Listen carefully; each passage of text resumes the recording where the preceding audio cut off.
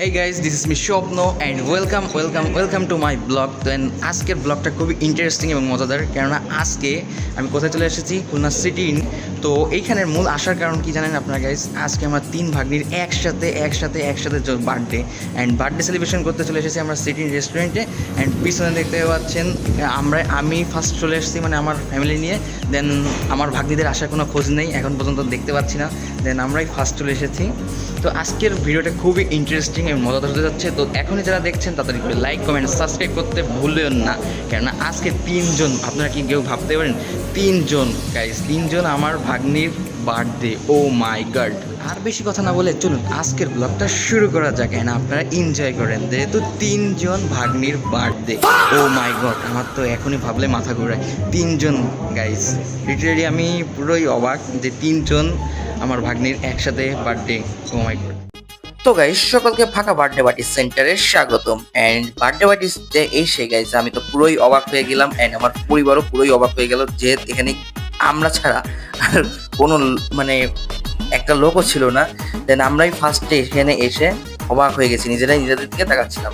তো guys, party সেন্টারে যেহেতু কেউ ছিল না, তাই ভাবলাম ফাঁকা ময়দানে আসল কাজটা করেই ফেলি। তাই আপনাদের জন্য তাড়াতাড়ি করে ভিডিওগুলো বানিয়ে নিয়েছিলাম, যেহেতু কেউ চলে আসলে এত সুন্দর শ্যুট আমি নিতে পারবো না। তাই গাইস, এই সুযোগে সদ্ব্যবহার করার জন্য আমি আর সহ আমার পরিবার সকলে যে যার মতো ছবি ইচ্ছা মতো তুলে নিয়েছিল। এখন আমরা সবার আগে চলে এসেছি, এখনো কেউ এসে পারেনি। আমার তিন ভাগ্নির নাম রীতি অ্যান্ড সিনথিয়া। তো গাইজ আমি পুরোই অবাক। দেন আজকের ইভেন্টটা কত সুন্দর করে ম্যানেজমেন্ট করেছে, মানে ইভেন্টটাও অনেক সুন্দর করেছে। তো সবাই এখনো কেউ, তো এরপর আস্তে আস্তে গাইজ পার্টি সেন্টারে যে সকল গেস্টরা ইনভাইট ছিল তারা আসা শুরু করলো। গাইজ, এই সব বিষয়ের মধ্যে থেকে আমরা কিন্তু আসলে একটা বিষয় ভুলে যাচ্ছি, আজকের খাবার মেনুতে কি আছে সেটা কিন্তু আমি দেখতে গিয়েছিলাম গাইজ, কিন্তু দেখতে চেয়ে পুরো আশায় আমার জল ঢালে গেল গাইজ, কেননা এখানে খাবারটা পুরোই ঢাকা ছিল। তো গাইজ, খাবারগুলো তো দেখতে পেলাম না, তাই মনের সান্ত্বনা দিয়ে চলে আসলাম আমাদের জন্মদিনের মেইন পার্টি। তো গাইজ, এর মধ্যে দেখতে পেলাম আমার তিন ভাগ্নি কিন্তু অনেক এক্সাইটেড এবং অনেক খুশি যে তাদের আজকে জন্মদিন এবং তারা নতুন গিফট পাবে, চকলেট পাবে, তারা অনেক খুশি। তো গাইস, এর মধ্যে একটা কাণ্ড হলো, সেটা হলো যে মোমবাতি ধরছিল না। এই যে আঙ্কেলটা দেখতেই পাচ্ছেন, অনেকক্ষণ ধরে চেষ্টা করে যাচ্ছিল কিন্তু মোমবাতি আর ধরাতে পারছিল না।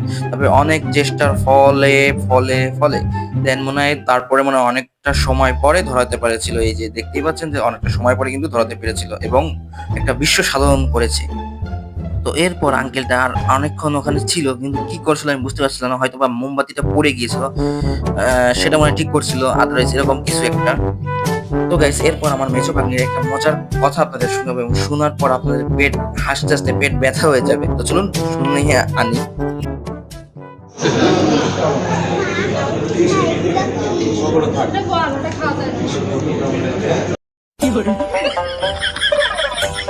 তো গাইস, আপনারা তো শুনতেই পেলেন আসল মজার কাহিনীটা।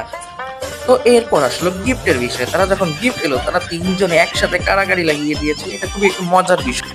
তো গাইস, এরপর আমরা চলে আসলাম আমাদের আসল জায়গায়। তো আপনারা বুঝতেই পেরেছেন কি আসল জায়গায়। তো এরপর আমরা সুন্দরভাবে খাওয়া দাওয়া করলাম, এন্ড খাওয়ার ভিডিও তো আর নিইনি।